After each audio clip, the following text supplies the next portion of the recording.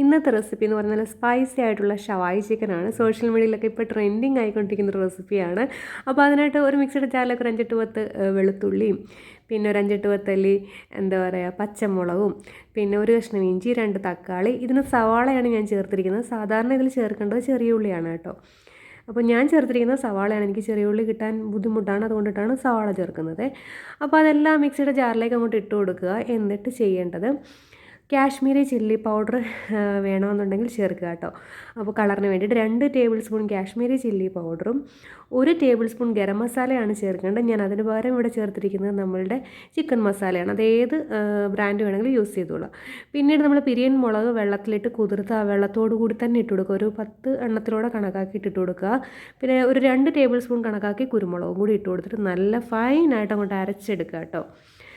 അപ്പോൾ രണ്ടായിട്ട് അരയ്ക്കേണ്ടതായിട്ട് വന്നു എന്ന് വെച്ച് കഴിഞ്ഞാൽ മിക്സിയുടെ ജാറിലെല്ലാം കൂടി കയറുന്നുണ്ടായിരുന്നില്ല.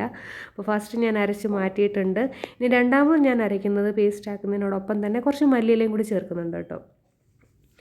നിങ്ങൾക്ക് തോന്നും ഗ്രേവി ഇത് ഒരുപാട്, ഏകദേശം 1 കിലോ കണക്കാക്കിയുള്ള ചിക്കൻ്റെ ഒരു അളവാണ് ഞാനീ പറയുന്നത് കേട്ടോ. അപ്പോൾ ഇപ്പോൾ എവിടെ നോക്കിയാലും ഷവായി ചിക്കൻ എന്ന് കേട്ടുകൊണ്ടിരുന്നിട്ട് അപ്പോൾ അങ്ങനെ അങ്ങ് ഉണ്ടാക്കിയതാട്ടോ. ഒരു ടേബിൾ സ്പൂൺ ഉപ്പും കൂടി ഞാൻ ചേർത്ത് കൊടുത്തിട്ടുണ്ട്. അപ്പോൾ നമ്മളുടെ ഗ്രേവി എല്ലാം ഇവിടെ സെറ്റായിട്ടുണ്ട് കേട്ടോ. നമ്മുടെ സോസൊക്കെ റെഡി ആയിട്ടുണ്ട്. ഇനിയിപ്പോൾ ഈ വലിയ പീസൊക്കെ ഉണ്ടെന്നുണ്ടെങ്കിൽ ചിക്കനിലെ ഫോർക്ക് വെച്ചൊക്കെ ഒന്ന് കുത്തി കൊടുത്തേക്കണേ, മസാലയൊക്കെ അകത്തോട്ട് പിടിക്കാൻ വേണ്ടിയിട്ടാണ്. അപ്പോൾ അതെല്ലാം സത്യം പറഞ്ഞാൽ വലിയ നമ്മളുടെ ചിക്കൻ മുഴുവനാടാണ് ഇതിൻ്റെ അകത്തോട്ട് വെച്ച് കൊടുക്കേണ്ടത്. ഇവിടെ ചെറിയ ചെറിയ പീസുകളായത് കാരണം ഞാൻ അതിലേക്ക് ഇട്ട് കൊടുക്കുന്നു കേട്ടോ. എന്നിട്ട് നല്ല രീതിയിൽ തന്നെ കൈ കൊണ്ടൊന്ന് മിക്സ് ചെയ്തതിന് ശേഷം ഒരു അരമണിക്കൂറൊന്ന് വെച്ച് കേട്ടോ. അതിലൊന്ന് പിടിച്ചോട്ടെ, മസാലയൊക്കെ ഒന്ന് സെറ്റായി വരണേ. അരമണിക്കൂർ ഒന്ന് മാരിനേറ്റ് ചെയ്യാനായിട്ട് വെക്കുക. അരമണിക്കൂർ കഴിഞ്ഞിട്ട് വേണം നമുക്കിനി അടുത്ത പരിപാടിയിലേക്ക് കടക്കാൻ.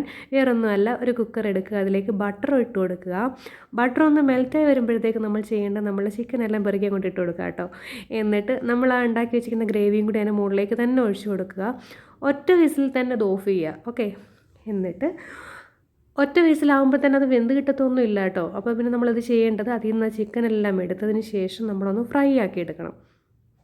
അപ്പോൾ നല്ല അടിപൊളി റെസിപ്പി എന്ന് പറഞ്ഞാൽ നല്ല സ്പൈസിയും എന്ന് വെച്ചാൽ നല്ല ടേസ്റ്റിയുമാണ്. പൊറോട്ടയ്ക്കും ചപ്പാത്തിക്കും ചോറിനും ഒക്കെ പറ്റിയ നല്ല കിടുക്കാച്ച ഒരു ഐറ്റമാണ് കേട്ടോ.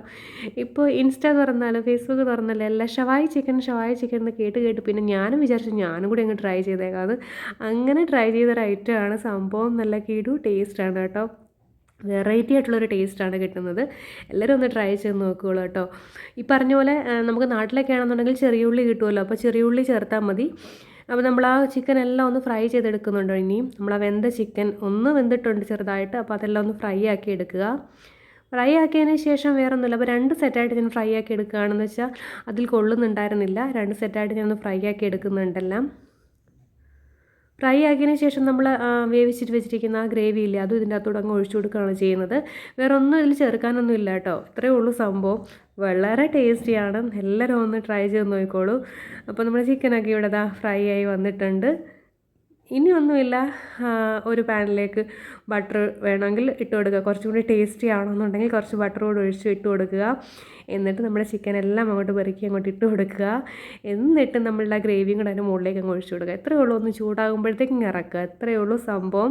നല്ല ചൂട് ചപ്പാത്തിക്കും പൊറോട്ടയ്ക്കും ഒപ്പം സെർവ് ചെയ്യാൻ പറ്റിയ നല്ല ഐറ്റമാണ് കേട്ടോ.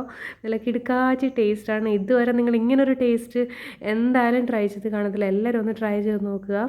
റെസിപ്പികളൊക്കെ ഇഷ്ടപ്പെടുന്നുണ്ടെങ്കിൽ ലൈക്ക് ചെയ്യാനും ഷെയർ ചെയ്യാനും മറക്കരുത്. ഇതുവരെ ചാനൽ സബ്സ്ക്രൈബ് ചെയ്യാതാണ് കാണുന്നതെങ്കിൽ ഒന്ന് സബ്സ്ക്രൈബ് ചെയ്തേക്കണേ. ഇവിടെ നല്ല തണുപ്പാണ്. സത്യം പറഞ്ഞാൽ ഒന്നും ഉണ്ടാക്കാനുള്ള മൂഡൊന്നും ഇല്ല. പിന്നെയും എങ്കിലും നമ്മൾ കഴിക്കണമല്ലോ എന്ന് വിചാരിച്ചങ്ങ് ഉണ്ടാക്കുന്നതാണ്.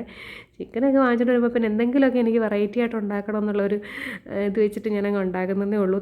നല്ല തണുപ്പാണ്. അപ്പോൾ നമ്മൾ ഷവായി ചിക്കനൊക്കെ റെഡി ആയിട്ടുണ്ട്. ചൂട് പൊറോട്ടയും ഞാൻ ഉണ്ടാക്കിയിട്ടുണ്ടായിരുന്നു. പൊറോട്ട ഉണ്ടാക്കുന്ന റെസിപ്പിയൊക്കെ നേരത്തെ തന്നെ ഞാൻ അപ്ലോഡ് ചെയ്തിട്ടുള്ളതാണ് കേട്ടോ. അപ്പോൾ കാണാത്തവരൊക്കെ ആണെന്നുണ്ടെങ്കിൽ കാണുക. നമ്മൾ ചൂട് പൊറോട്ടയുടെ കൂടെയോ അല്ലെങ്കിൽ ചപ്പാത്തിയുടെ കൂടെയോ ഒക്കെ കഴിക്കാൻ പറ്റുന്നതാണ് കേട്ടോ. നല്ല ഒരു ടേസ്റ്റാണ്.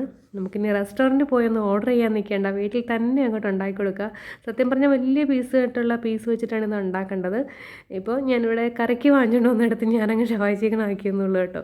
എങ്കിലും സംഭവം ടേസ്റ്റാണ്. നല്ല കിടുക്കാച്ചി ടേസ്റ്റാണ്. എല്ലാവരും ഒന്ന് ട്രൈ ചെയ്ത് നോക്കുക കേട്ടോ. എല്ലാവർക്കും ഇഷ്ടപ്പെടും. പിന്നെ കുഞ്ഞുങ്ങൾക്ക് അത്ര സ്പൈസി ആയുള്ളത് കൊടുക്കണ്ട. നല്ല സ്പൈസിയാണ്. നല്ല എരിവുള്ള മുളകാണ് ഞാൻ ചേർത്തിരുന്നത്. പിരിയൻ മുളകാണ് സാധാരണ ചേർക്കേണ്ടത് കേട്ടോ. അപ്പോൾ നെക്സ്റ്റ് റെസിപ്പിയുമായി കാണും വരെ bye. Thank you for watching.